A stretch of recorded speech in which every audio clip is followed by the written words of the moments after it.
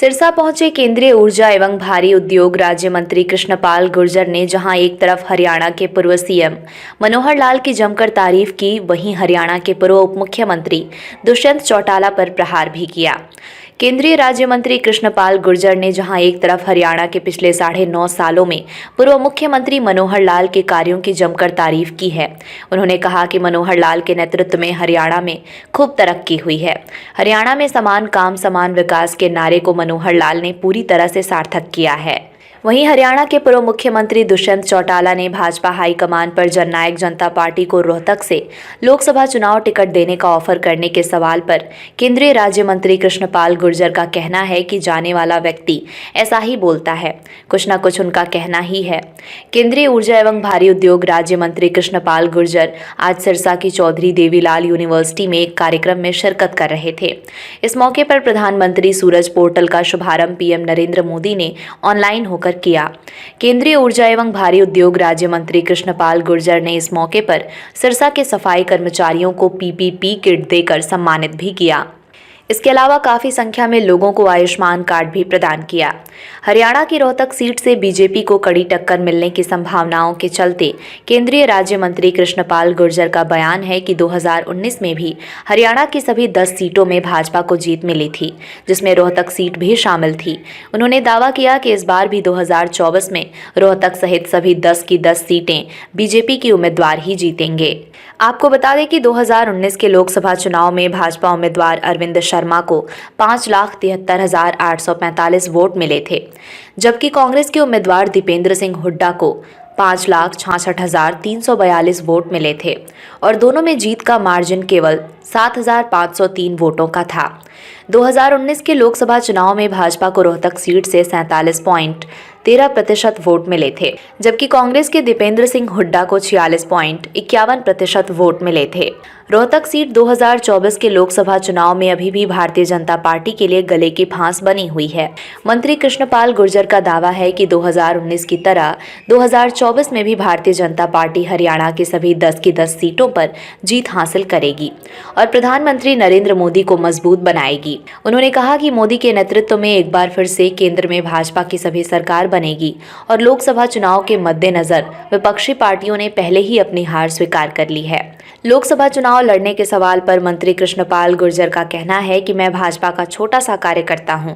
चुनाव लड़ने के विषय पर पार्टी हाईकमान ही फैसला करेगी।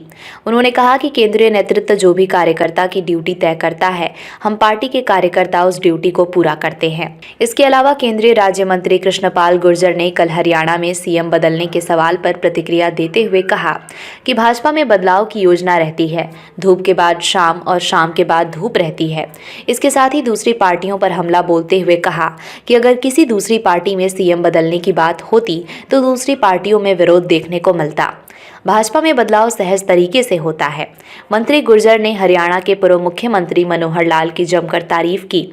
उन्होंने कहा कि मनोहर लाल के 7.5 साल ऐतिहासिक रहे हैं। हरियाणा में हर बार सत्ता परिवर्तन होता है, लेकिन मनोहर लाल ने 2014 से 2024 में हरियाणा में व्यवस्था परिवर्तन किया है।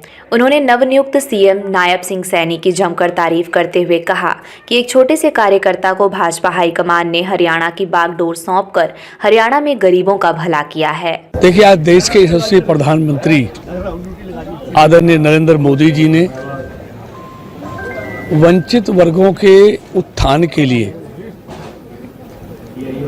एक सूरज पोर्टल का आज इस आउटरीच कार्यक्रम के द्वारा शुभारंभ किया है, जिसमें देश भर के दलितों को, पिछड़ों को, सफाई कर्मचारियों को इस योजना का लाभ मिलने वाला है। और आज एक क्लिक से ही 1 लाख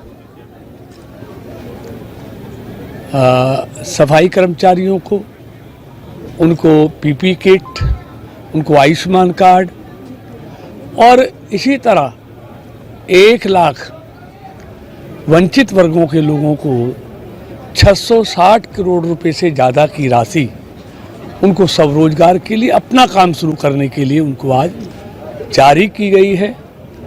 मोदी सरकार हमेशा से ही इस देश के वंचितों के लिए, दलितों के लिए, पिछड़ों के लिए आदिवासियों के लिए पहले दिन से ही उनकी हर योजना में इनके कल्याण के कार्य आपको मिलेंगे, क्योंकि मोदी सरकार जानती है कि 2047 में अगर भारत को विकसित भारत बनाना है तो पहले इस देश में जो अंतिम पायदान पर खड़ा हुआ व्यक्ति है उसको सशक्त करना है, उसका विकास करना है, उसको स्वावलंबी बनाना है, उसको मुख्य धारा में लाना है।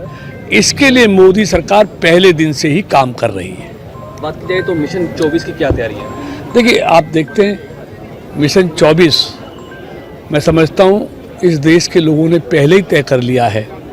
विरोधियों ने पहले ही हार स्वीकार कर ली है कि तीसरी बार भी मोदी के नेतृत्व में एनडीए सरकार बनने जा रही है। ये बिल्कुल जैसे पत्थर पे लकीर होती है ऐसे ये लिखा हुआ है। आपकी क्या तैयारी है? नहीं, मैं तो पार्टी का साधारण कार्यकर्ता हूँ। पार्टी जो भी दायित्व मुझे देती है उसे कार्यकर्ता के तौर पे निभाता हूँ। मौके पे लोकसभा सांसद हैं, मंत्री भी हैं जी। अब क्या तैयारी है दोबारा से लोकसभा चुनाव? देखिए, ये सब काम पार्टी हमारा केंद्रीय नेतृत्व तय करता है किसकी क्या भूमिका रहने वाली है, और हमारा केंद्रीय नेतृत्व जो भी हमारी भूमिका तय करता है हम कार्यकर्ता के रूप में उस ड्यूटी को पूरा करते हैं। हरियाणा में बड़ा बदलाव हुआ है, मुख्यमंत्री बदलने गए हैं, क्या कहेंगे? देखिए, ये तो हमेशा देखिए ये प्रकृति का नियम है। धूप के बाद छांव आती है, छांव के बाद धूप आती है, और अब मौसम बदलता है। तो इसीलिए हमारी पार्टी में ये परिवर्तन, कार्यकर्ताओं को दायित्व जो है वो हमेशा बदलता रहता है। कभी किसी कार्यकर्ता को मौका मिलता है, कभी किसी कार्यकर्ता को, और ये सहज भाव से होता है। अगर यही परिवर्तन किसी दूसरी पार्टी में होता तो आपको कितने तरह की आवाज़ें सुनने को मिलती, विरोध सुनने को मिलता, लेकिन यहाँ कार्यकर्ता स्वाभाविक रूप से लेता है। इसलिए यहाँ आपने देखा होगा देश में इतने बड़े बड़े परिवर्तन हो गए। एक साधारण से साधारण कार्यकर्ता को मुख्यमंत्री बना दिया, तो यहाँ सहज भाव से होता है और कार्यकर्ता सहज भाव से उसको स्वीकार करता है। बात की जाए तो मनोहर लाल जी का कार्यकाल आपने देखा, कैसा लगा? देखिए, मैं कहता हूँ मनोहर जी का 9.5 साल का कार्यकाल एक ऐतिहासिक कार्यकाल है।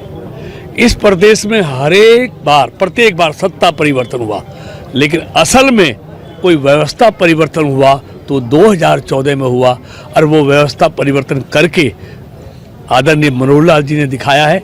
आप देखेंगे इन 9.5 सालों में हरियाणा एक, हरियाणवी एक, सबका साथ सबका विकास, ये करके दिखाया है। और आज हरियाणा में चारों तरफ खुशहाली है, कानून का शासन है, एक ईमानदार और पारदर्शी सरकार मनोहर जी ने दी है। बगैर भेदभाव के, बगैर रिश्वत के रोजगार नौजवानों को उन्होंने दिया है। मतलब एक व्यवस्था परिवर्तन देखेंगे पूरे हरियाणा में। मुख्यमंत्री से क्या उम्मीदें हैं? देखिए, ये हमारा साधारण कार्यकर्ता, आप जानते हैं हमारे कार्यालय में एक साधारण सा कार्यकर्ता जो काम करता था आज वो प्रदेश का मुख्यमंत्री है, तो हमारे कार्यकर्ताओं का सीना चौड़ा हो जाता है जब वो देखते हैं एक साधारण सा कार्यकर्ता, एक गरीब परिवार से आया व्यक्ति भी प्रदेश की बागडोर संभाल सकता है। तो इससे आम कार्यकर्ता को प्रेरणा मिलती है, कल को ये दायित्व उसको भी मिल सकता है। दुष्यंत चौटाला का आरोप है कि बीजेपी उनको रोहतक सीट देना चाहती थी।